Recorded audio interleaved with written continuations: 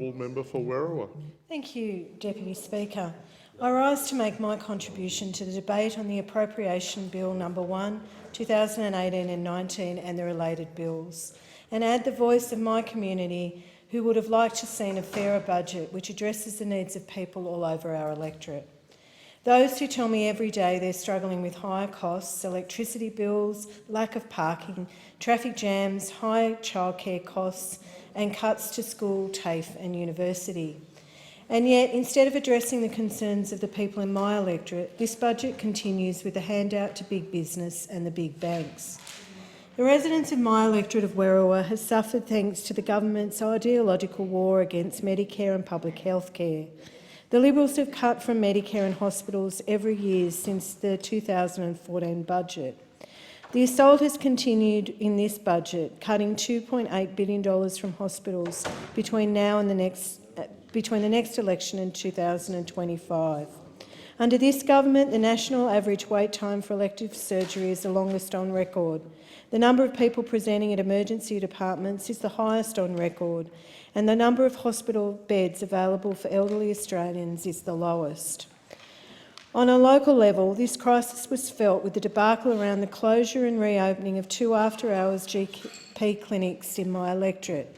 In mid-December, with zero public consultation, it was announced that after-hours GP clinics at Liverpool and Campbelltown hospitals would be closing on New Year's Eve and in early January.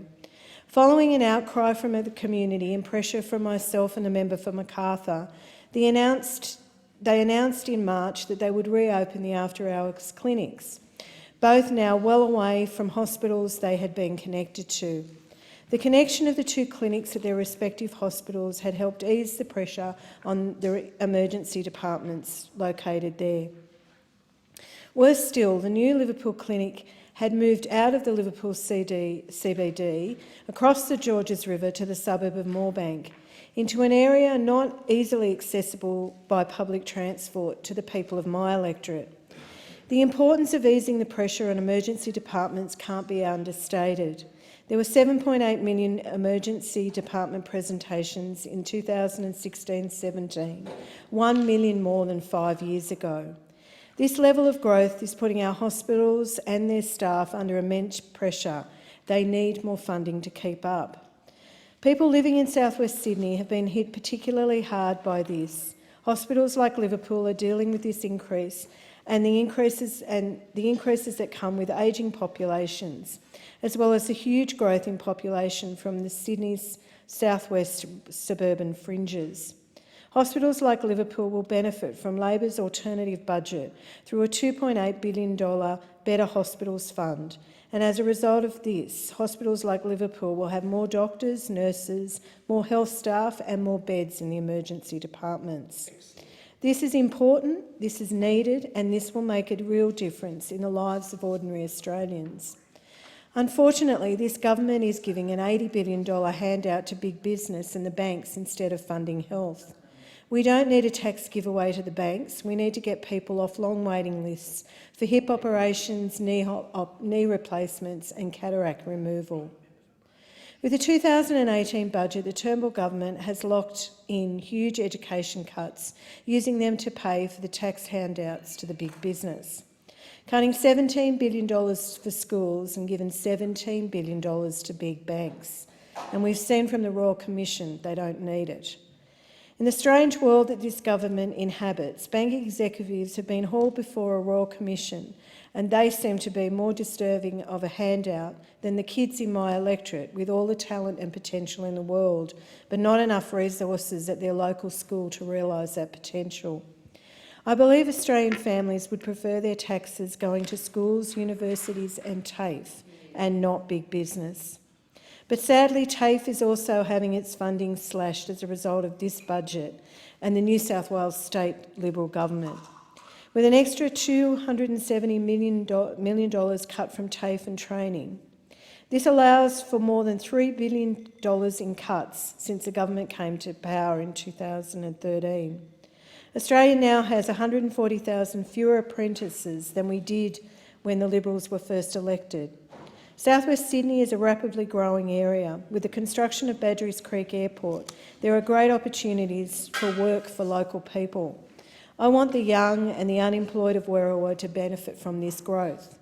Unfortunately, this government's war on vocational education means that tomorrow's carpenters, plumbers, bricklayers who build the infrastructure in growth areas won't come locally, but may have to come from foreign worker visa holders. This skills shortage, wholly manufactured by this government, and a government that does not see the purpose of a strong TAFE system and which is set out to dismantle it at every opportunity. The community thinks otherwise, and so do we on our side of the House. A Shorten Labor government will scrap upfront fees for 100,000 TAFE students who choose to learn the skills that Australia needs. Despite high unemployment in some areas, workers can't learn the skills that industries are crying out for and that we have shortages in, from carpenters, bricklayers, bakers or pastry chefs. The TAFE system has proved itself over and over again to be the best place for young Australians to develop these skills, and it's Labor's policy to scrap the upfront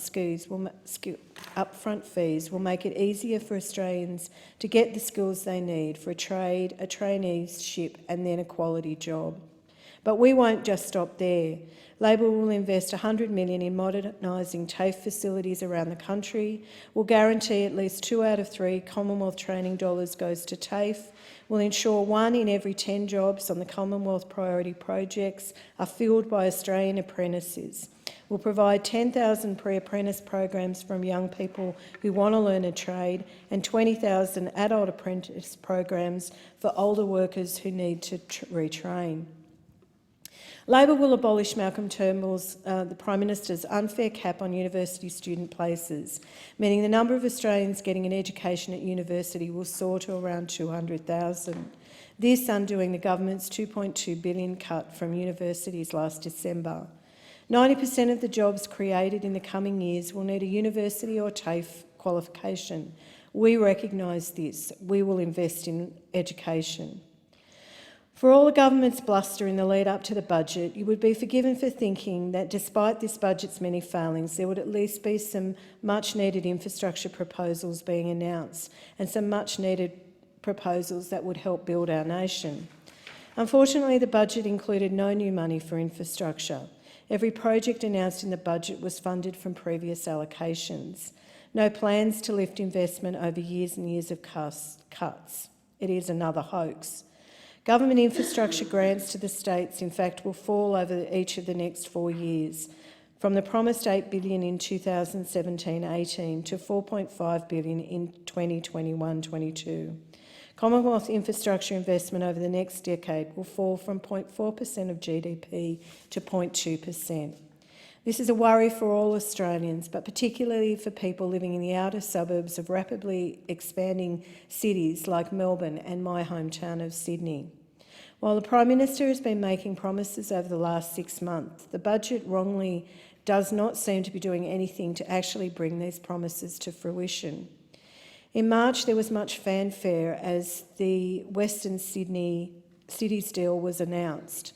And there was an announcement by the Prime Minister that there would be a rail line to Badgerys Creek at the airport. But the budget includes no money to build this railway line, just $50 million to prepare a business case.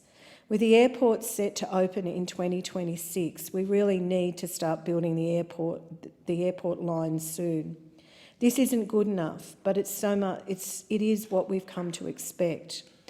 With its first 4 budgets, investment of $4.7 billion less than was promised. In Werriwa, residents are all too familiar with this underinvestment. Commuter car parks are full by 7 a.m. If you're lucky enough to find a park, the trains are overcrowded. If you drive, the roads are congested. People are being pushed further and further away from the major employment and transport hubs because of the cost of housing. Only 30% of the people who live in the Liverpool local government area also work in it. 70% of working people who live in my electorate drive to work, and only 12% use public transport. 69% of the journeys on the M5 experience delays. and trains from Liverpool to Central take close to double the time in peak hour than they did in 1975. They were 37 minutes in 1975. Now, if you're lucky, it's 63 minutes.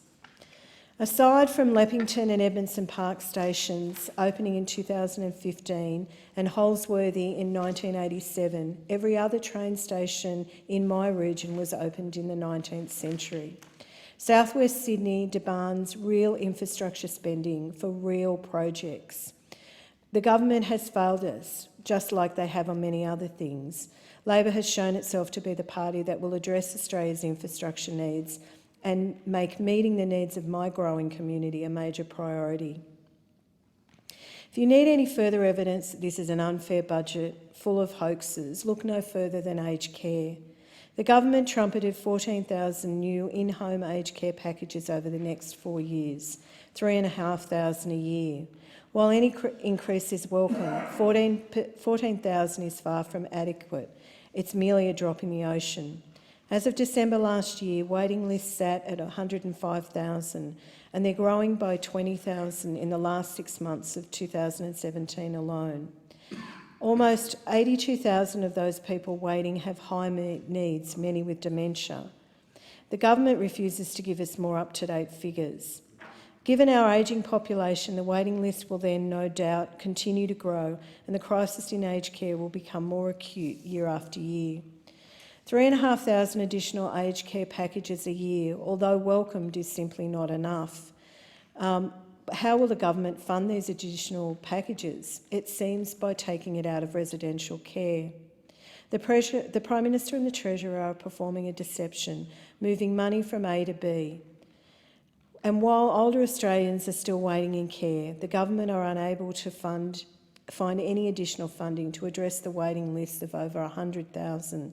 But they have managed to find the $80 billion tax cut for big business and $17 billion for the big banks. Budgets are always about choices, and what is concerning for me is this budget does not choose the people of my electorate or of Australia. It continues with tax cuts for corporate Australia when it should be supporting students at school, TAFE or university. It should support healthcare and our older Australians. It should provide infrastructure to make people's lives more bearable. The choices should be fairer and take into account all of us, particularly those in my electorate.